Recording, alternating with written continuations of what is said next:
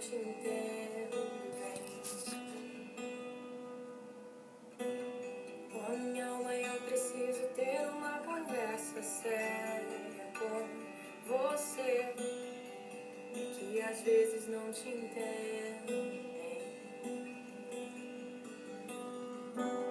E a primeira coisa que eu preciso saber é: por que está tão abatida assim? Eu venho percebendo, não queria te dizer, mas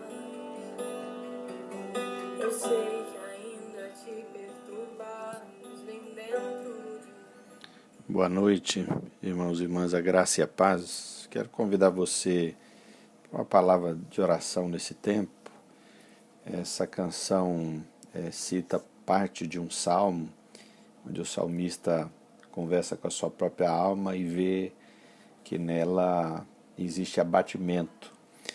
E é pertinente esse cântico porque nessa semana nós temos falado sobre sofrimento à luz do livro de Jó. Então, antes de começarmos, eu quero convidar você a uma palavra de oração. Pai, nós te louvamos, te damos graças por essa noite, te louvamos, Senhor Deus, porque quando nós percebemos que a nossa alma está abatida, quando notamos que há algum tipo de angústia em nós, nós temos em quem buscar socorro, em quem buscar ajuda. De igual modo, Senhor, também quando o nosso irmão está angustiado, abatido, Tu também podes nos levantar e nos usar para ser socorro na vida dele ou dela, Pai. Que nessa noite as almas que estão abatidas, angustiadas, Senhor, possam experimentar Teu refrigério, Teu alívio, Teu renovo, Senhor.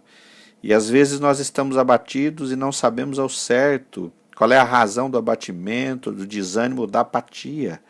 Mas nós sabemos quem é aquele que pode renovar a nossa alegria, renovar o nosso ânimo, o nosso vigor. E nós colocamos tudo em Tuas mãos, Senhor. Louvamos o Teu nome. Amém. Amém. Glória a Deus.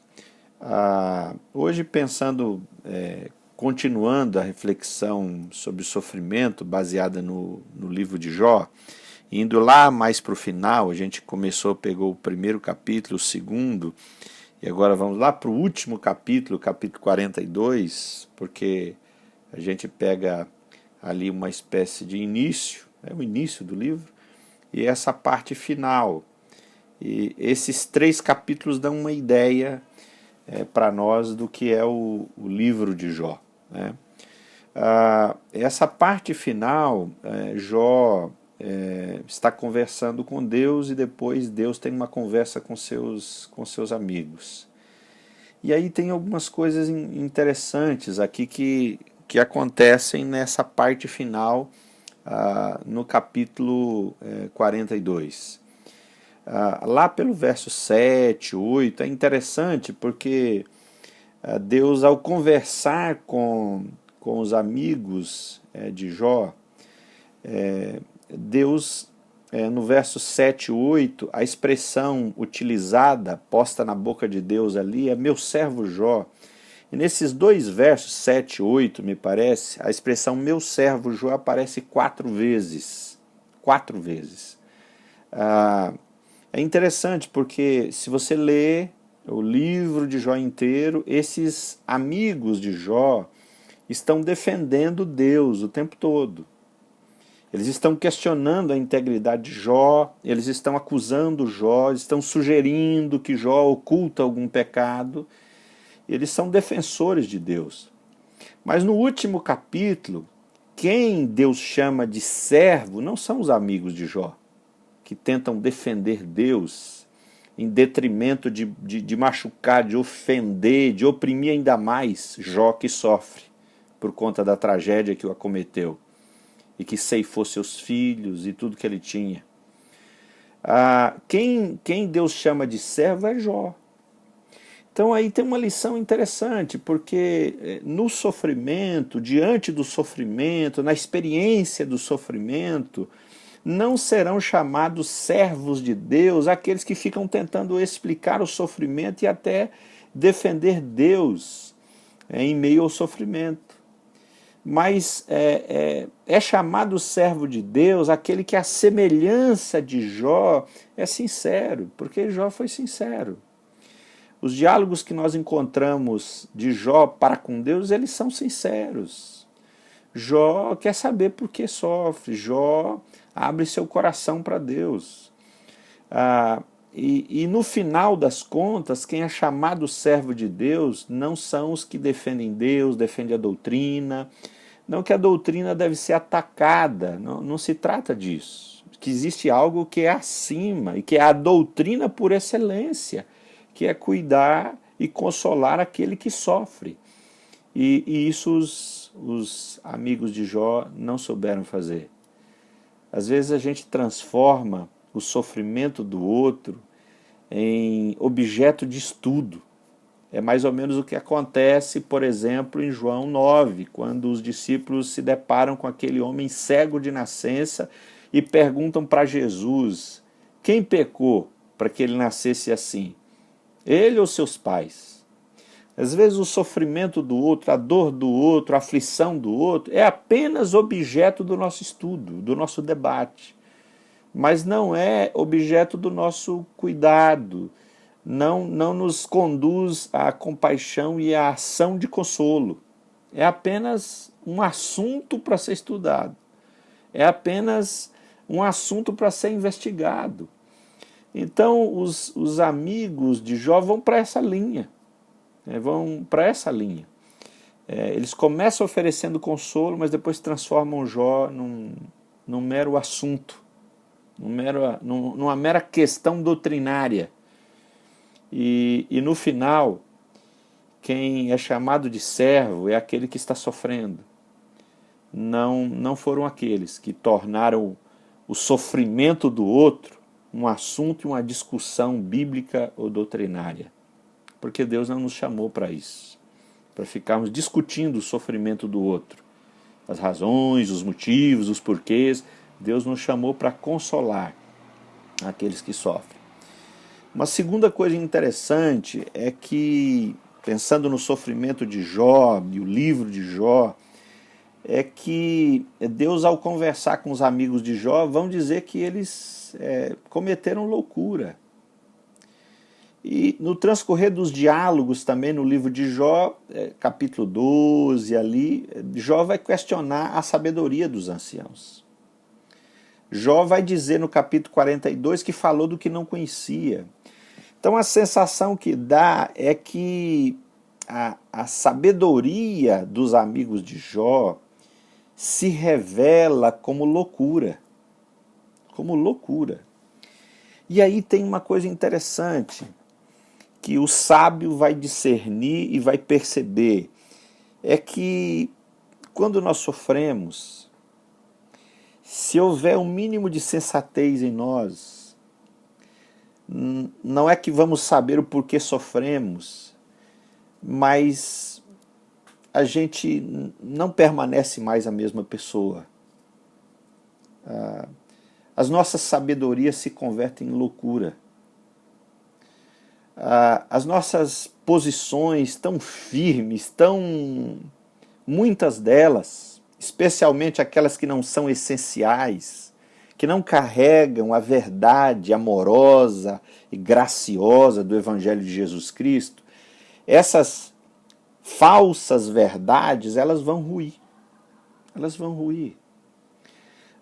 Porque a sabedoria do homem diante do sofrimento se revela uma verdadeira loucura. Jó, diante do sofrimento, não só a sabedoria dos seus amigos se converteu em loucura, como a própria sabedoria que Jó carrega. Porque no fundo Jó tem a mesma mentalidade dos seus amigos. A mesma mentalidade, que o mal não pode acometer, a aflição, a tragédia não pode acometer o justo. Apenas o ímpio, o mal, o pecador. E então esse sofrimento revela para Jó, para os seus amigos, que a sabedoria que eles carregam, na verdade, é uma loucura. E eles não podem mais caminhar do mesmo jeito. E quantas vezes, quando a gente carrega um pouco de sabedoria, nós vivemos situações dramáticas de aflição, de tribulação, e a gente sai daquela experiência sem ser mais aquela mesma pessoa. Nós não somos mais a mesma pessoa. Depois do Covid-19, eu quero crer que nós não seremos mais as mesmas pessoas. Depois de algumas experiências, por exemplo, como a que ocorreu lá em Brumadinho, as pessoas, especialmente aquelas que estavam lá, não serão mais as mesmas pessoas. Não se trata de dizer que elas eram mais pecadoras do que as outras, nada disso.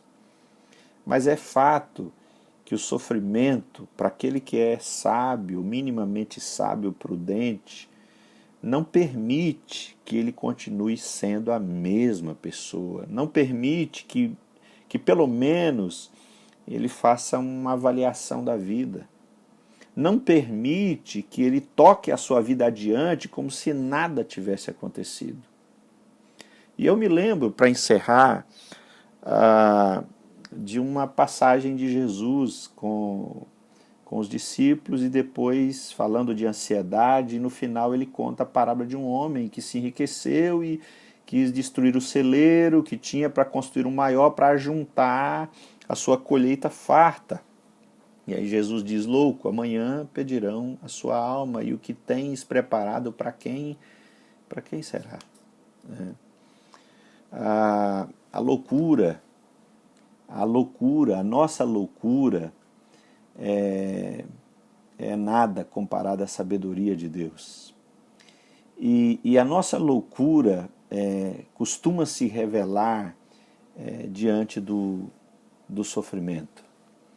Às vezes nós agimos de um modo como se a nossa vida aqui fosse para sempre, como se nenhum tormento fosse nos acometer, como se nós estivéssemos imunes a uma série de coisas. E de repente algo acontece e mostra, para mim e para você, que nós não estamos imunes a algumas coisas. Então eu quero convidar você para uma palavra de oração, não pedindo a Deus que nos livre de todo o sofrimento. É evidente que nós não queremos sofrer, já nos basta os sofrimentos do dia a dia, basta cada dia seu próprio mal, Jesus disse. Mas é certo que nessa vida, hora ou outra, nós vamos viver situações que não planejamos, como essa que temos vivido, que não sonhamos, que foge do nosso controle, que foge dos nossos planos, que põe em xeque uma série de coisas. E ao viver experiências de sofrimento, o mais sábio sai delas não sendo mais a mesma pessoa, não vendo o mundo do mesmo modo, não achando que a vida consiste em fazer planos e seguir milimetricamente cada passo planejado a fim de que lá no final eu colha o resultado que eu planejei lá atrás. Esse tempo que nós vivemos hoje nos mostra que nem sempre é assim. Não significa que se nós planejamos e cumprimos passo a passo que nós vamos chegar lá nesse lugar que a gente imaginou chegar. E ainda tem mais. Quando a gente consegue chegar no lugar que a gente imaginou que chegaria e desejou chegar, quando nós chegamos lá, nós descobrimos que esse lugar não é bem do jeito que nós pensávamos. Não é bem do jeito que nós pensávamos.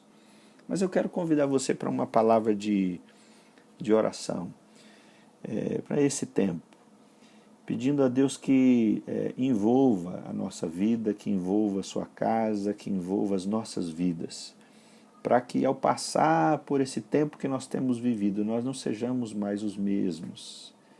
Nós olhemos para a vida com a sabedoria que colhemos das mãos do Senhor nesse tempo de sofrimento. Pai, nós queremos te louvar, te dar graças e te bendizer, Senhor, porque se por um lado podemos viver momentos de choro, de incerteza, de insegurança, Existem também momentos em que o Senhor sopra renovo, sopra alegria, sopra entusiasmo, sopra esperança sobre os nossos corações, Senhor.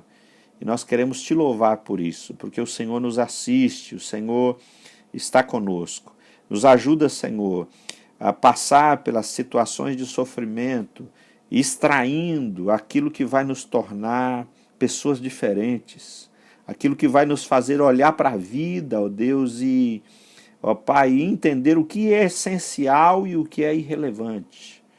O que nós precisamos agarrar conosco e levar até o fim da nossa vida e o que nós precisamos deixar pelo caminho.